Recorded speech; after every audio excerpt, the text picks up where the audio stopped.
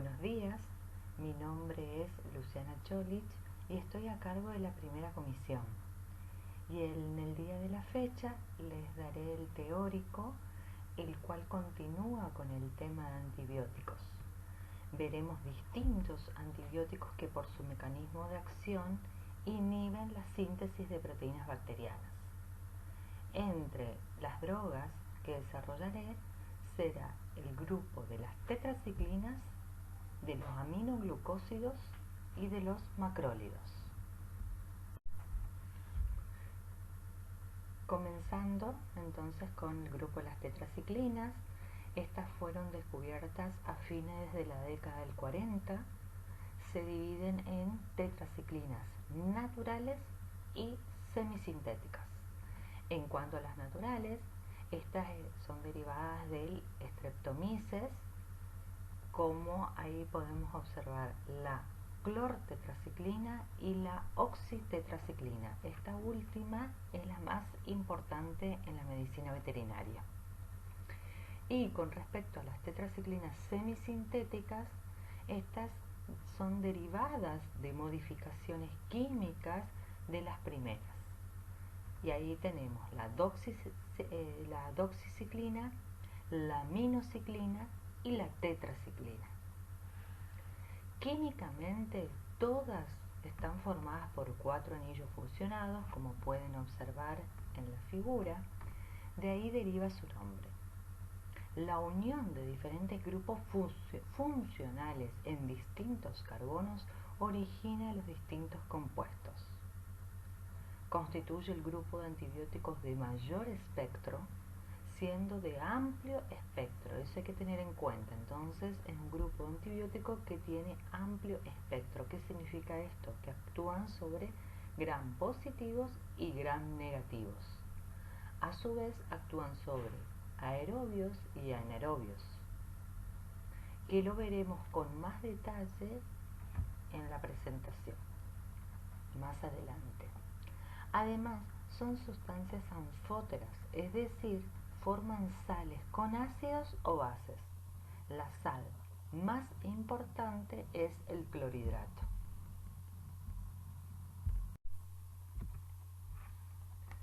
Con respecto al mecanismo de acción, como observamos a la derecha, en forma esquemática y resumida, los mecanismos de acción de los distintos antibióticos en una célula bacteriana. En particular, en los antibióticos que inhiben la síntesis proteica, en el cual es un proceso continuo. Sin embargo, lo podemos dividir en 3 etapas, resumidas entonces en el esquema de la izquierda. Está formado entonces por un inicio, que son en donde se dan todas las reacciones que preceden la formación de la cadena peptídica. Aquí se necesita que ambas unidades del ribosoma, tanto de 30S como 50S, se unan al ARN mensajero y al primer aminoácido ARNT para formar lo que se denomina el complejo de inicio. Esa es la primera, entonces, el inicio de la formación de la cadena polipeptídica. Luego continúa la elongación, en donde incluyen todas las reacciones, desde la síntesis del primer enlace peptídico hasta la adición del último aminoácido que completa la cadena.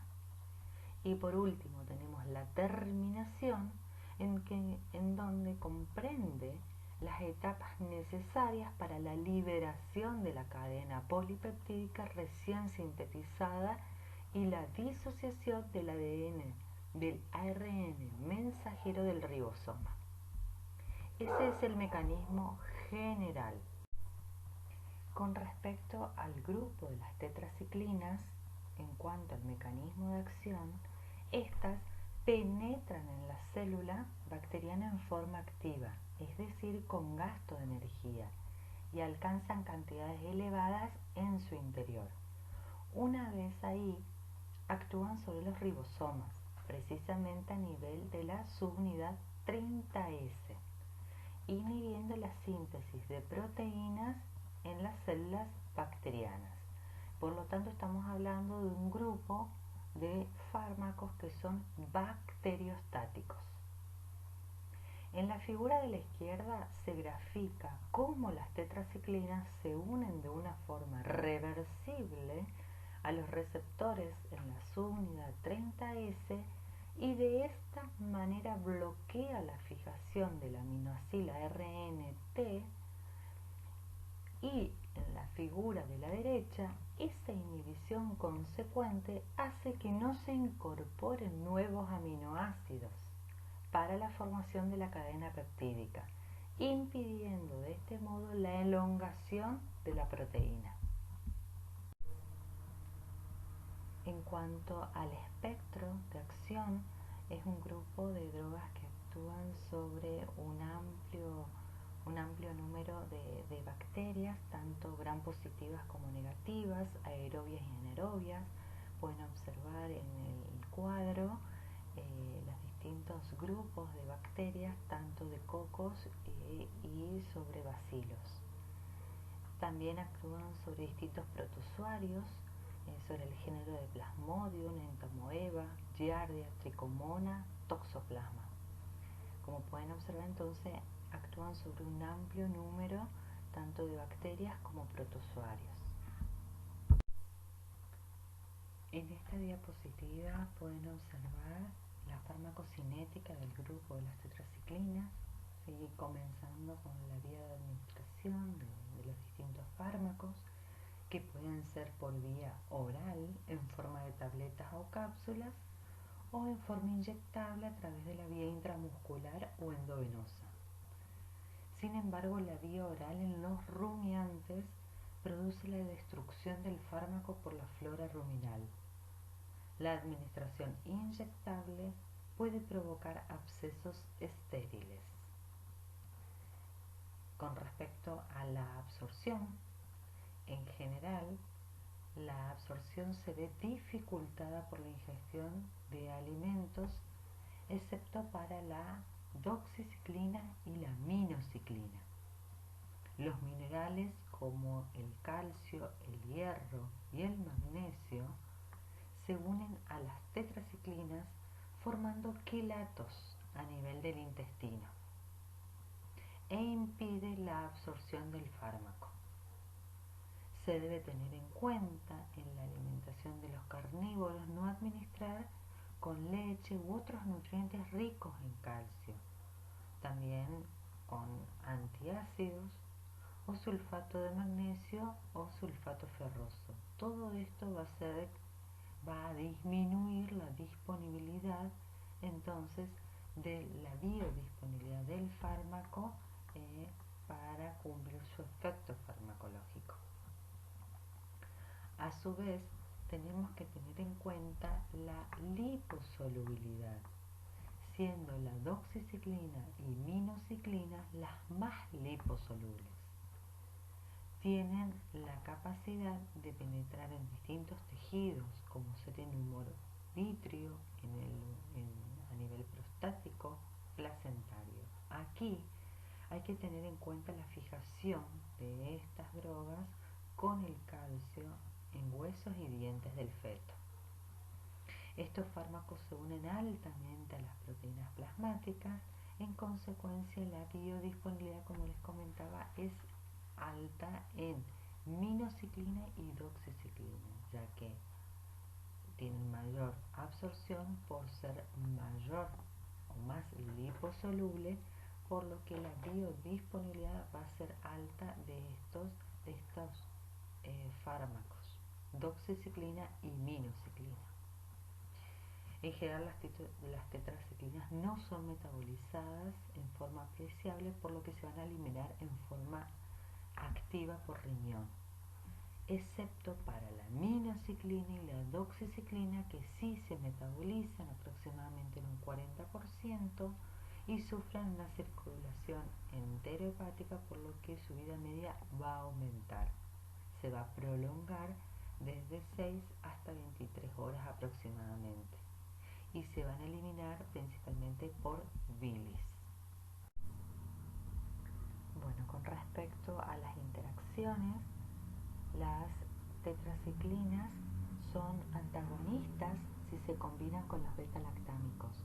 Recordarán en el teórico pasado, en el teórico anterior, los beta-lactámicos son drogas bactericidas, por lo tanto las tetraciclinas van a disminuir la actividad de los beta-lactámicos por ser entonces bacteriostáticas.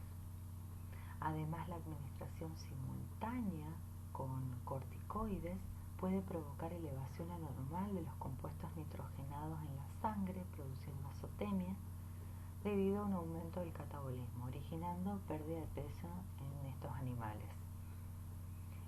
También es incompatible el uso de estos antibióticos con cualquier preparado que contenga concentraciones elevadas de calcio, magnesio, hierro, porque forman quelatos que impiden la absorción de la tetraciclina, por lo tanto va a disminuir la biodisponibilidad del fármaco. Por otro lado, tenemos drogas que actúan de forma sinérgica con las tetraciclinas, como ser la polimexina, que va a aumentar el ingreso de las tetraciclinas a las células bacterianas, entonces favorecen el mecanismo de acción de estas. Y por otro lado, el uso concomitante de doxiciclina con rifampicina y streptomicina para el tratamiento de la brucelosis. Estas son algunas de las interacciones entonces de la tetraciclina con diversas drogas o compuestos. Aunque en general las tetraciclinas son fármacos relativamente seguros, no están exentos de efectos secundarios sobre los tejidos del organismo, siendo su gravedad variable en función del antibiótico y de la especie animal. En general, estos efectos están relacionados con sus propiedades irritantes, desde vómitos después de su administración oral hasta daños tisulares en el punto de aplicación, de inyección. El equino es la especie más sensible a estos fármacos. La administración intramuscular de cualquier tetraciclina puede originar irritación local, dolor, induración, hasta necrosis en el sitio de aplicación. La oxitetraciclina de acción retardada es la más irritante. Eso con respecto entonces a la especie equina. La alteración de la microflora intestinal y la capacidad para fijar el calcio con consecuentes efectos cardiovasculares y depósitos en el tejido óseo es otro efecto. En cuanto también en el equino, es más factible la aparición de trastornos digestivos graves y mortales por alteración de la flora intestinal, especialmente en el ciego, con cualquiera de las tetraciclinas, pero mayor con la doxiciclina, por lo que, salvo una indicación precisa, debe evitarse la administración en esta especie. Entonces, aquí podemos sacar una conclusión que las tetraciclinas podrían ser evitadas para utilizarlas en el equino, debido a las grandes contraindicaciones, a las diversas contraindicaciones que tiene este fármaco en esta especie. La característica de unirse al calcio hace que se depositen los huesos y dientes. Entonces, esta característica que tiene la tetraciclina D, que ya venimos hablando de unirse al calcio, hace que se depositen los huesos y dientes. En estos últimos origina una coloración amarillenta, parduzca y altera el esmalte dental, favoreciendo la producción de caries. Eso en cualquier especie. No administrar a hembras gestantes tiene efecto negativo en el crecimiento y desarrollo de los huesos del feto y en los cachorros, en los primeros inicios de vida. También hay que tener en cuenta el uso de la tetraciclina en los cachorros, entonces puede retardar su crecimiento. Son potencialmente nefrotóxicas, por lo que no se debe asociar con otros fármacos de estas características, con otro fármaco nefrotóxico. Es importante respetar la fecha de caducidad de estos compuestos debido a su posible degradación a derivados nefrotóxicos. Si se administra a vacas de lactancia, respetar prolongar el periodo de retiro y no utilizar la oxitetraciclina de depósito por la eliminación prolongada de la leche. Entonces, estos son algunos efectos adversos que tiene la tetraciclina, principalmente sobre la especie equina, y tener en cuenta entonces la utilización en las distintas especies, de las distintas drogas. Continuamos con otro grupo de fármacos, con los aminoglucósidos. A partir del descubrimiento del espectro de la penicilina, los cuales son ineficaces para controlar las bacterias patógenas gram negativas, hizo que se apresure la investigación de nuevos compuestos antibióticos. Entonces, entre 1939 y 1943, un grupo de investigadores descubre una sustancia extraída desde el Streptomyces griseus, que según se demostró, inhibía la proliferación del Bacillus tuberculoso y de diversos microorganismos gram negativos.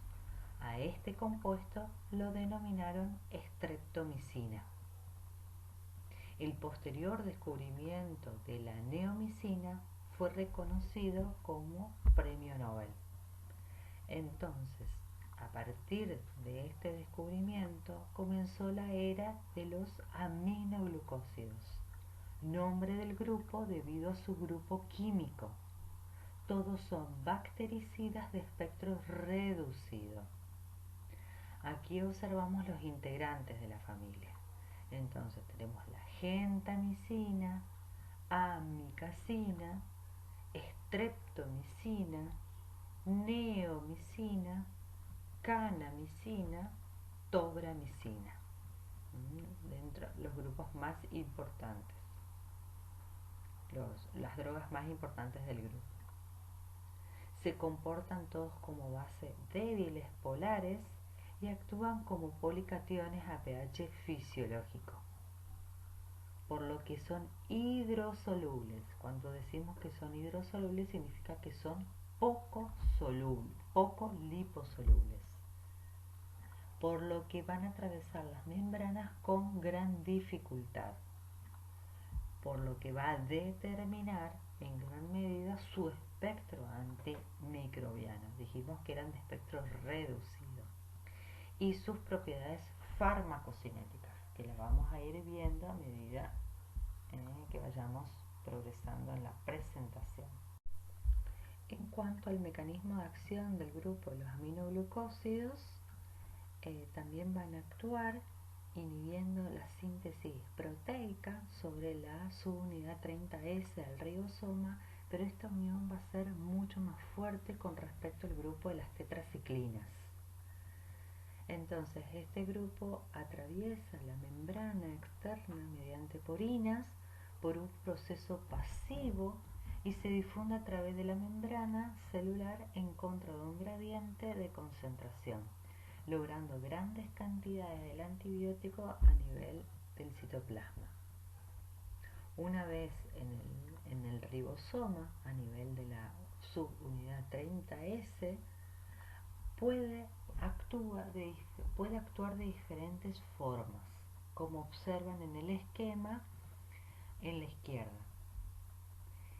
Entonces, el sitio específico donde actúa cada antibiótico del grupo varía, pero en consecuencia se produce la lectura errónea del mensaje genético, al interferir en el apareamiento correcto de las bases del codón ARN mensajero con las del anticodón de la RNT. Esto hace que se bloquee el comienzo de la síntesis, como observamos en el esquema,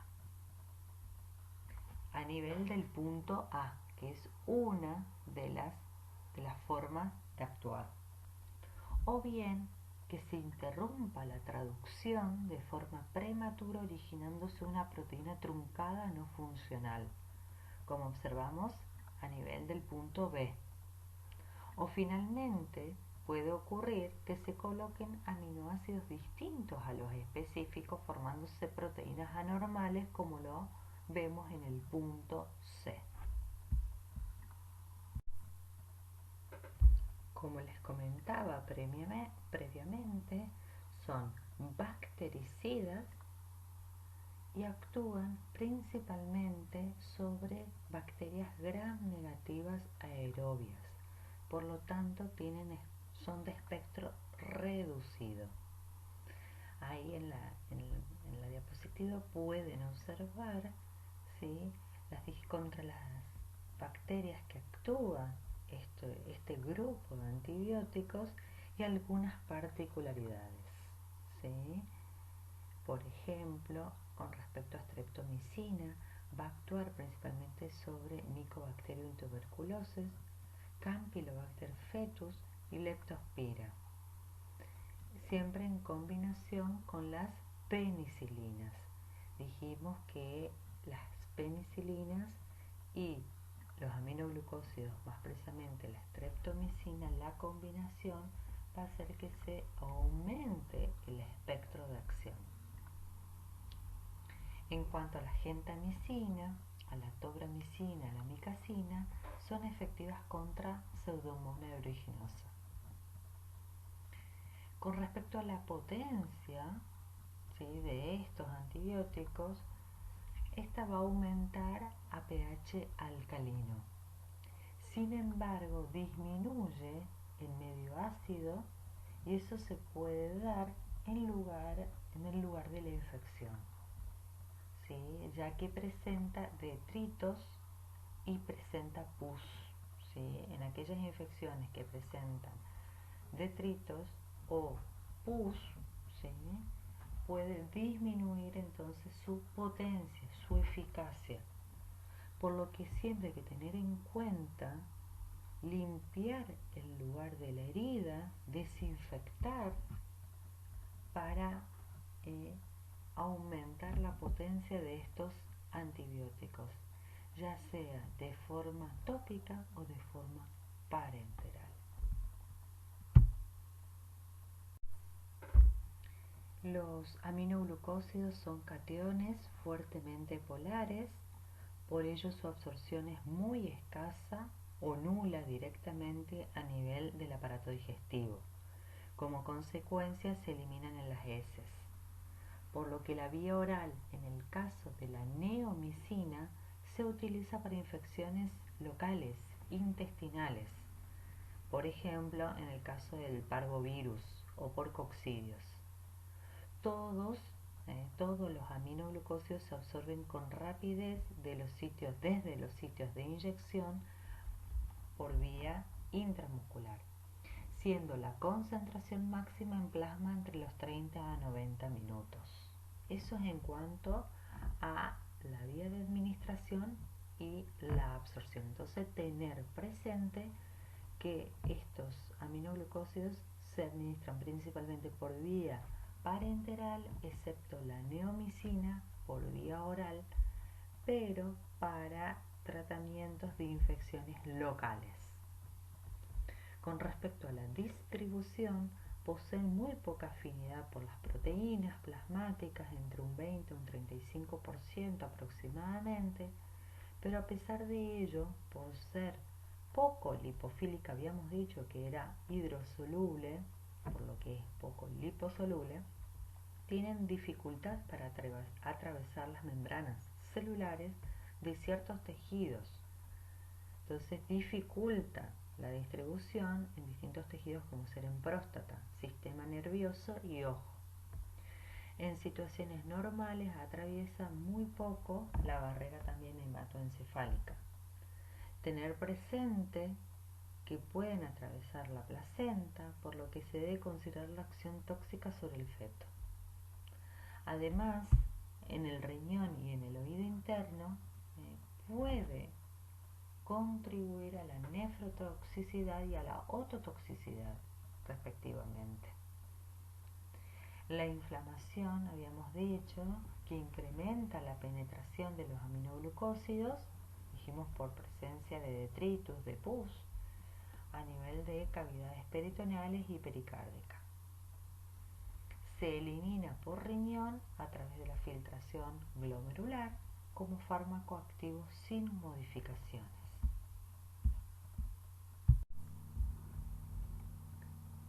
cuanto a las interacciones de los aminoglucósidos con otras drogas, vemos en la diapositiva un sinergismo entre estos y los beta-lactámicos, ya que el ingreso a la célula bacteriana de los primeros se ve favorecida por la presencia de los antibióticos beta-lactámicos que bloquea la síntesis de la pared celular bacteriana.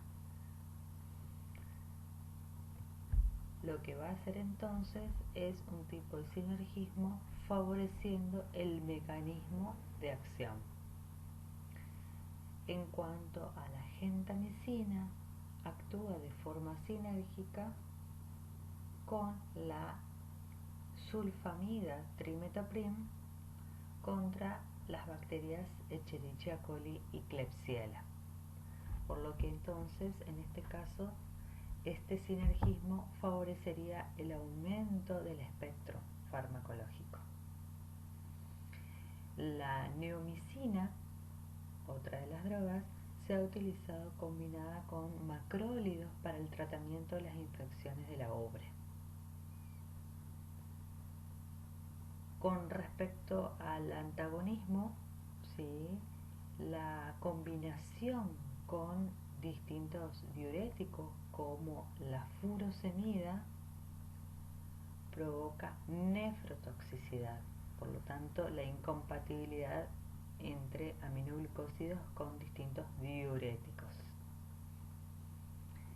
También son incompatibles con antimicóticos como la anfotericina B u otros antibióticos como la vancomicina o la polinixina. Todo ello va a hacer que aumente la nefrotoxicidad y ototoxicidad, característico de estos antibióticos. En relación entonces con lo que dije anteriormente, los aminoglucósidos presentan importantes efectos tóxicos relacionados con la dosis administrada. Daños celulares en los túbulos proximales del riñón. La nefrotoxicidad es común en el tratamiento prolongado con estos antibióticos y con concentraciones prolongadas. Los túbulos proximales resultan afectados y este daño no permite una normal excreción del fármaco. Si el daño renal no es de gravedad, la interrupción de la administración permite una recuperación del riñón en la mayoría de las veces, por lo tanto es reversible. La neomicina es la droga más tóxica, por eso no debe darse por vía parenteral. Lo habíamos visto que la neomicina se da solamente por vía oral para tratamientos locales, ¿sí? Con respecto a la ototoxicidad, esta es consecuencia de la destrucción progresiva de las neuronas sensitivas vestibulares o cocleares, que son muy sensibles a la acción de los aminoglucósidos. Entonces, dependiendo del órgano afectado y del daño producido, se puede detectar pérdida de la audición, vértigo, ataxia y pérdida del equilibrio. Aunque la ototoxicidad es en general reversible, si los daños son importantes puede ser permanente, es decir, irreversible. El daño de las células vestibulares es más probable con la gentamicina y la streptomicina, mientras que las alteraciones cocleares son más frecuentes con la kanamicina, la amicacina y la neomicina. Bueno, con respecto al tercer grupo que vemos en la clase de hoy, vemos que este grupo de antibióticos es producido por diversas especies de Streptomyces y comparten una estructura química característica, la cual está formada por una lactona macrocíclica, que la pueden observar en la diapositiva, más 2 o 3 restos de desoxiazúcares que son normalmente hexosas. y se van a diferenciar entre ellos, entre los fármacos, por la cantidad de átomos que componen la molécula. Todos ellos, todas las drogas que forman este grupo de macrólidos van a tener similar mecanismo de acción y una actividad antibacteriana elevada contra las bacterias gram positivas. El primer macrólido y el más extensamente utilizado en pequeños animales es la eritromicina, obtenida a partir del Streptomyces erythraeus por McGuire en 1952. La presencia del anillo de lactona hace que estas sustancias se componen como bases débiles, tengan una hidrosolubilidad escasa, o sea, son drogas liposolubles, y son inestables frente a pH ácido. Como pueden observar en la diapositiva, la tilmicosina y la tirosina son de uso exclusivo en veterinaria y tienen una estructura similar a la eritromicina. Tienen importantes características, ¿sí?, las cuales son su penetración intracelular, porque dijimos que son drogas liposolubles, su acción contra algunos protozoarios, además que dijimos que actúan sobre bacterias gram positivas, sus altos niveles tisulares, su alta concentración celular a nivel de ciertas células como ser los macrófagos, y su carácter de ser inmunomoduladores. Por lo tanto, la llegada segura al sitio de infección es sin duda la mayor ventaja que nos brinda este grupo de antibióticos. Entonces, vamos a tener a la eritromicina, acitromicina, tilosina, tilmicosina, claritromicina, espiramicina, siendo los más importantes del grupo de macrólidos. Como les comenté previamente que tiene una estructura química en común el grupo de los macrólidos, todos actúan bloqueando la síntesis de proteínas mediante la inhibición de la translocación por unión reversible a la subunidad ribosomal 50S en esta oportunidad, como lo pueden observar en el esquema superior derecho. Entonces, específicamente va a actuar sobre la peptidiltransferasa, impidiendo la formación de la cadena peptídica. El efecto reversible sobre la peptidiltransferasa hace que la mayoría de los macrólidos en concentraciones terapéuticas actúe como bacteriostático, aunque algunas veces, como es el caso de la eritromicina, puede actuar también como bactericida. Siempre va a depender de la concentración y de la sensibilidad específica de cada microorganismo, pero en general son bacteriostáticos. En cuanto al espectro, es un grupo muy activo contra gram positivos y contra algunos gram negativos, pero principalmente actúa sobre gram positivos. Hay que tener en cuenta que son efectivos contra bacterias gram positivos resistentes a los beta-lactámicos. Eso hay que tener presente. Es efectivo contra Haemophilus, Bordetella, Brucella, Campylobacter jejuni, Mycoplasma es importante ya que muchos son resistentes, Pasteurella, clamidias, rickettsias. También podemos ver el espectro según el antibiótico, como pueden observar. La eritromicina es efectiva contra Staphylococcus intermedius, la tilosina contra micoplasmas, la tilmicosina contra Pasteurella, Haemophilus y Mycoplasma también, en el caso de la espiramicina sobre toxoplasma. Son algunos ejemplos de espectro. La mayoría del grupo de los macrólidos se absorbe bien por vía gastrointestinal o parenteral, por lo que la vía de administración puede ser por vía oral o inyectable. La absorción va a depender de la presentación del fármaco, ya sea en forma de sales o con cubierta entérica. Ambas presentaciones evitarían la destrucción por el pH ácido del estómago. Entonces tener presente eso. Se distribuyen y se concentran en forma amplia en todos los tejidos y líquidos orgánicos por ser liposolubles, a excepción del líquido cefalorraquídeo. Entonces a este nivel es reducido su ingreso.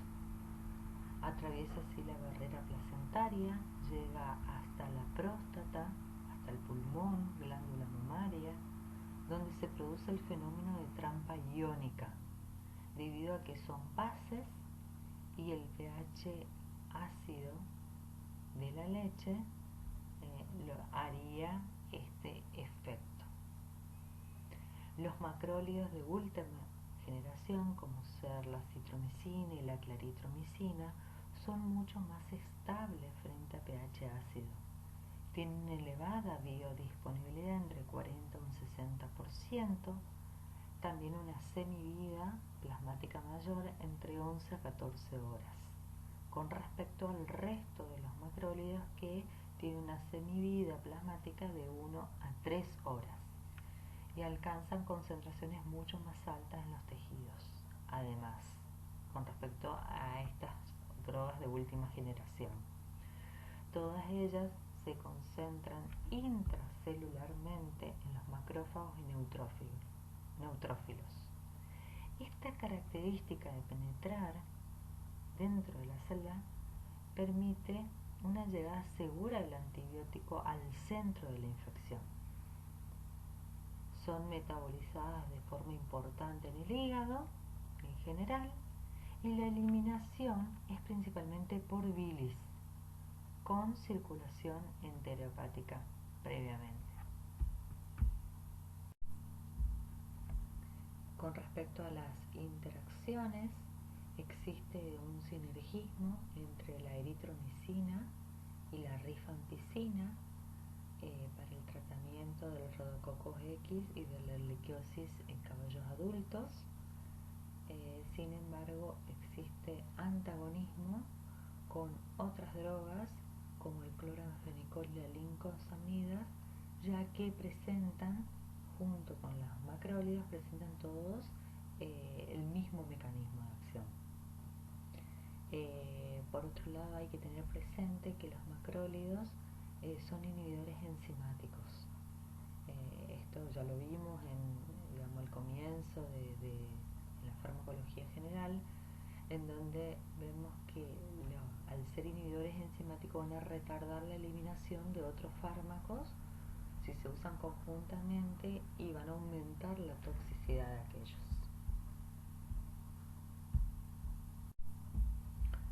Por último, en cuanto a la toxicidad que presentan estos fármacos, en general son poco tóxicos, produciendo reacciones adversas de poca magnitud, tales como náuseas, vómitos y diarrea en pequeños animales tras la administración oral, siendo el caso de la eritromicina.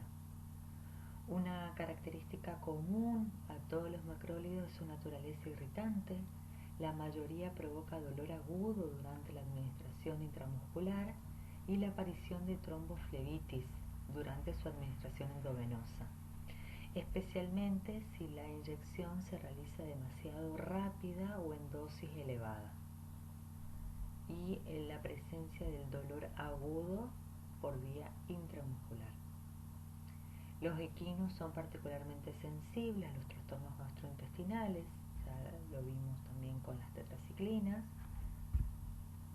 que pueden ser graves o aún mortales, por lo que a no ser una indicación muy específica, como en el caso de la aplicación para eliminar el Rhodococcus X, es preferible no utilizarla en esta especie. Con respecto a la tirosina, en los cerdos puede provocar la aparición de edema en la mucosa rectal o prolapso y prurito anal junto a diarrea. La tilmicosina tiene una toxicidad cardíaca elevada, sobre todo en cerdos, cabras, perros y caballos, cuando se administra por vía intramuscular, debido probablemente a que provoca un brusco descenso de los niveles del calcio. Son inhibidores enzimáticos, por lo que se retarda la eliminación de fármacos utilizados simultáneamente. Y hay que tener en cuenta que no son drogas teratógenas y pueden utilizarse durante la preñez, con respecto a las otras que veíamos que no. Bueno, estos fueron los 3 grupos que vieron hoy en el teórico. Conjuntamente van a ver con otra presentación en donde se expondrán las distintas aplicaciones de estos fármacos, la utilidad de las distintas especies, vía de administración y dosis respectivamente. Espero que le haya sido útil esta parte teórica, indispensable para comprender entonces la farmacología de las drogas. Muchas gracias, chicos, y seguimos en contacto.